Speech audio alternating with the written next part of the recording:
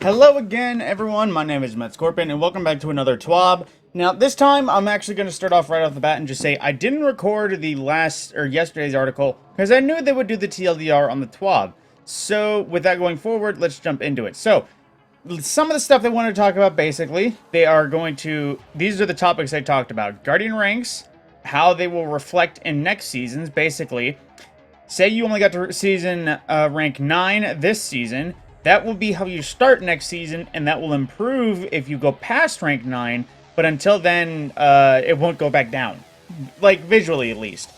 And then as well, renewing previously and completing ranks will be fast-tracked, and returning players will start at rank 5, and ranking from 5 to 7 will be faster than it was from 6 to 7. Commendations won't be as tightly tied to Guardian ranks, so as we know, they've reduced the requirements for rank 7 to 9. And the leadership commendations for rank 10 and 11 will be retroactive, basically meaning that as we progress at lower ranks, it will apply in the future. And they are going to be adding a best dress commendation, which is basically just going to be a fashion one. Most activities are receiving adjustments to difficulty or rewards. Basically, enemies won't be as tanky in Legend or Master activities. Scoring objectives will be adjusted to better suit bounties and Guardian rank projections, so getting 200 on a Master isn't going to be that impossible anymore.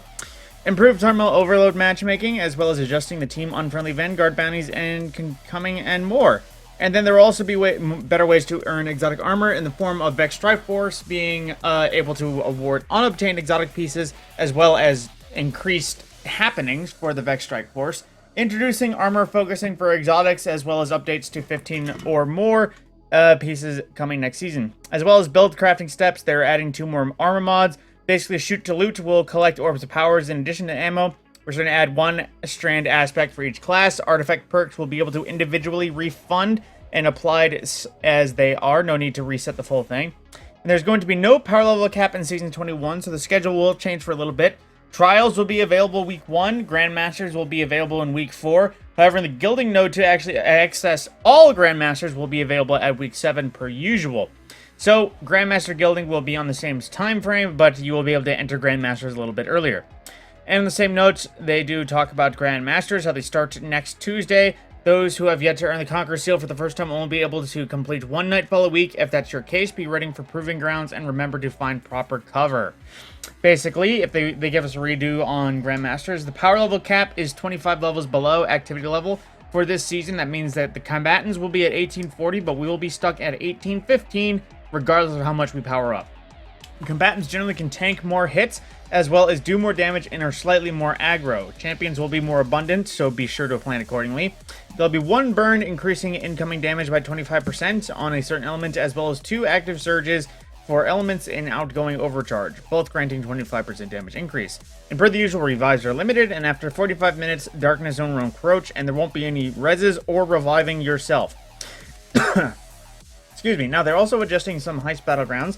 So they're changing the Mars battlegrounds for Nightfalls, decreasing how often combatants spawn on higher difficulty in the Towers phase, increasing the map score multiplier to help players reach the score goals without exploits, and adding 1 additional ammo crate for ammo economy bonuses. And they're also changing other heist battlegrounds, reducing the frequency and number of some combatant waves in all boss fights, reducing the health of the Death Tongues.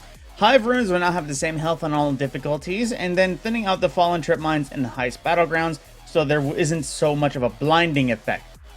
Now, they are also discussing new strand weapons as well as what is leaving in the ritual activities. So, starting off, what is leaving? The Mindbender's Ambition is going to be leaving rotation. The final week will be week after next. So, if you want to get your hands on another Adept one, that is when it's going out. Will it be added to the Legacy? More than likely. Will it be dropping naturally? No longer. And you probably won't have access to focusing the Adept version. So if you want a good Mindbenders that is also Adept, you have next week after next to actually go for it.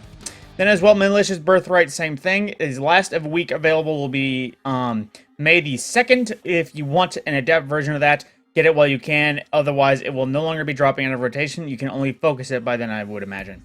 For Trials, the Inquisitor, the Arc Slug Shotgun, that will be the last week of that will be the same week as Malicious Birthright, I believe. And unfortunately, in case you didn't already have it, Whistler's Whim is out of rotation. Its last week available, gone. So if you did not get your hands on a Whistler's Whim Adept specifically, you probably cannot get that anymore, as well as the fact that, you know, just generally you can earn it from other places, but then there's that.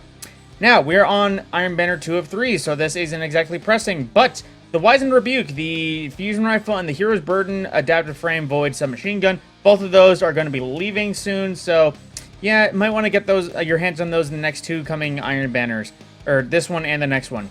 And as well, Rose will actually be leaving the comp playlist, so if you want one of those, get them now. Now, weapons entering, some things that are actually kind of exciting. The Braytech Osprey, a former Nightfall earnable weapon from the Nokris fight, will be entering random rotation, as well as a return of Loaded Question, a former Pinnacle, hopefully with still access to Reservoir Burst. And in terms of the Vanguard Generals, we're earning we're re-receiving Positive Outlook, which is an old Amalon Void rifle, so there we go. Now, for Gambit, they aren't giving us names, so we're getting a new Strand Linear Fusion Rifle to expect from the Gambit playlist. And in Crucible, we're getting Randy's Throwing Knife back, an old Ritual Rapid Fire Frame Scout Rifle, which I was definitely a fan of. Then for Trials, Messenger is returning with new roles, possibly without Desperado, who knows. But then Trials is also getting its own Glaive coming soon. So, no news on that just yet. But in terms of Iron Banner as well, we're getting access to a new Strand Fusion Rifle and the return of Swarm of the Raven, which was introduced, if I recall, back during Season of Opulence. And Competitive will be getting a new Arc Sniper Rifle in place of Rose. So, keep an eye on that. And of course, there's going to be changing sandboxes in case you want to change out. But like I said, some of these are going to be leaving and will not be earnable from rotation, or Adepts will no longer be available. So get them while you can. I stress this multiple times. Now, going in, they are talking about cutscenes. If you actually wanted to go to the Destiny 2 channel on YouTube, cutscene archives all the way back from Season 15, The Witch Queen, Season 17, 18, 19, and 20. Oh, wait, no, 20 is this season. I must have gotten that right. Hang on. Season of Lost was Season 15. Then we have 16, 17, 18, and 19. Yep, there we go. So if you want to actually keep up story-wise, or just keep an eye on that, or missing them, there you go. Bungie has that. Now, unfortunately, of course, almost every cutscene should be eventually uploaded, adding a few seasons in the coming months. And as well, they wanted to apologize. Obviously, these won't be our own Guardians, so they just try to give a variety to fill in the things.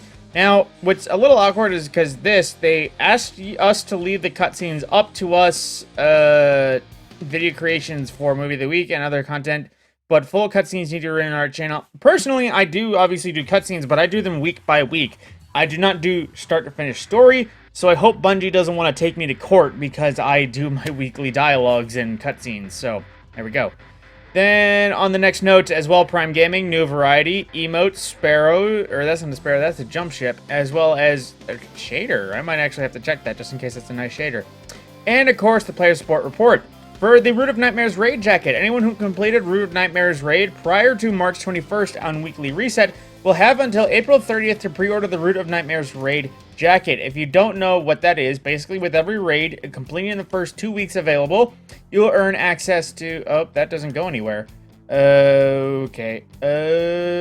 1 second. I can just pull this up personally. Let's see. Right here. This is the raid jacket for a Root of Night... Freaking... just allow the cookies.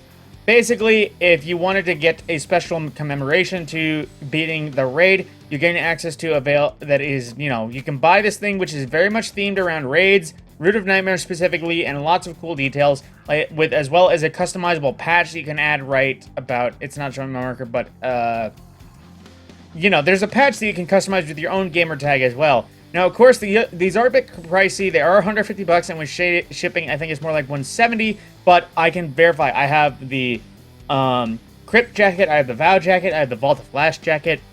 If there was one for Kingsfall, I would have gotten it. Pretty much all the jackets, anytime I need them, I wear them. Because these are definitely good rain jackets, windbreakers. There's several pockets. They are inside-out foldable, if that makes sense. But let's see if this actually has the details. Let's see, bottom inner pocket, chest pocket. But a lot of these can be turned into a pillow, if that makes sense. But, that's just my own personal advocating. I definitely think the raid jackets are worth it. They are cool collection pieces. Whether or not you wear them or not is completely up to you. I personally wear them because, why keep them in the closet?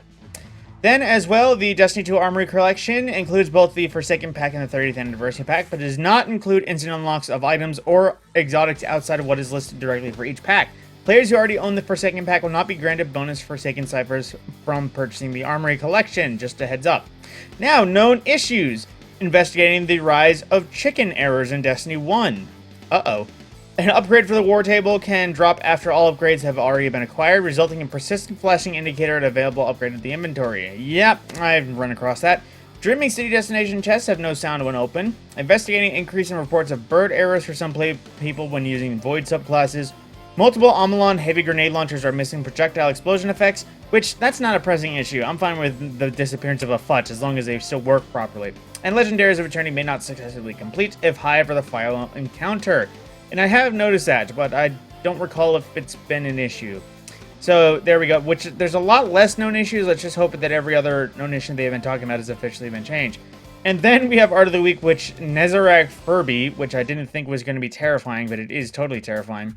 And of course, a variety of videos, tributes, and all that. But, you know, the usual Art of the Weeks if you so wish to go and visit the creators. But on that note, that has been the TWAB, and like I said, I skipped over yesterday's article because that was pretty much just generally what they would TLDR it here. So on that note, that is the TWAB comings and goings, and third time's the charm, I know, but if you wanted any of the gear that they specify is leaving rotations, I will re-specify myself. Will they still be available in some form or fashion? Yes, it's more than likely Malicious Birthright Mindbender's Edition. A lot of them will be added to focusing areas. Will they be able to be earned Adept? No, probably not until they re-enter rotation. Will they be able to drop randomly from sources? More than likely, no. Only focusing. So, if you want any of these things, get them while you can. Again, my name is Matt Scorpion. I'll see you in the next one.